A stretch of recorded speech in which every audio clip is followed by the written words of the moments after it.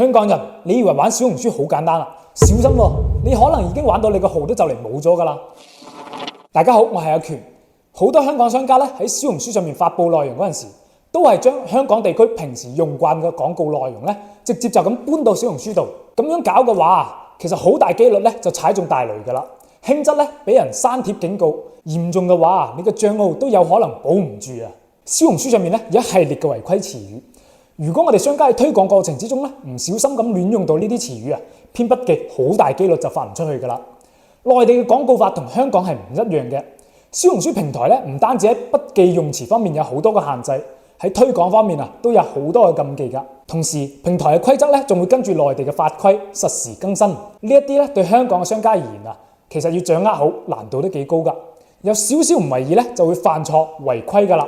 所以如果你想更加穩陣咁樣去做小紅書嘅推廣，唔好俾帳號踩中啱啱所講到嗰啲雷區咧，我哋都係建議最好就揾專業嘅團隊提供諮詢同埋幫助。如果有任何問題，歡迎大家喺評論區留低啦。關注我，帶你喺香港玩轉小紅書。